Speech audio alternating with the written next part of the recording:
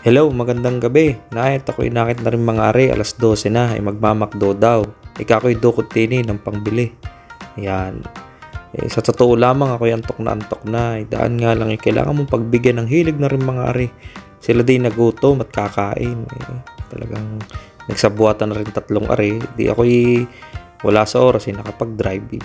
Patulog na Totoo lang ako'y nagta-drive din ako'y mumukat-mukat na. Talagang halos patulog na nga ang aking diwa. Yun, ako may nandidini na. Pagpasok namin, pagkakahaba pa ng pila, di ibig sabihin, ako'y tatambay muna din sa gilid. Ikaw na pumila, misis. Habang kami nandidini, yung aking anak, nagtatanong, ano daw bagang ipapangalan namin sa aming kasunod na baby. Sabi ko, wala pa kami naiisip. Basta meron din yung Rain, kagaya ninyo. Di siya nagsulat din Rain Abarisha. Bahala na kung ano man. Titingnan. At paglipat namin din sa kasunod na pwesto, siya nagsulat magic daw magic. Burahin ko daw yung ibabaw o yung kalahati.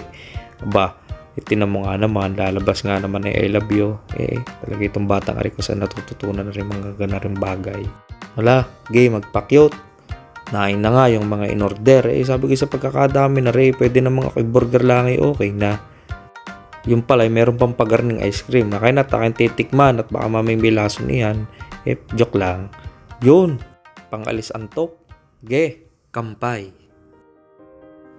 Ang salitang sakripisyo ay hindi na pangkaraniwan sa mga magulang. Sakripisyo sa maraming bagay tulad na lang ng pagkakabuhay, pagbibigay patnubay at gabay sa mga anak. At kung ano-ano pa, basta marami. Gaya na lang ng mga sinasabi ng karamihan, yung tipong isusubo mo na ay ibibigay mo pa sa iyong anak. Parang ganar yung tipong tutulog na ako, ay ibibigay mo pa yung oras na yon para sa kanila. Basta maraming halimbawa dyan at palagay ko'y naiisip mo kung anong ibig sabihin ko. Bilang mga magulang, sigurado akong hindi nawawala ang katagang. Gagawin ko ang lahat para sa aking anak at pamilya. Kaya ikaw, ikaw, wag na wag kang susuko, tuloy lang tayo. Kampay.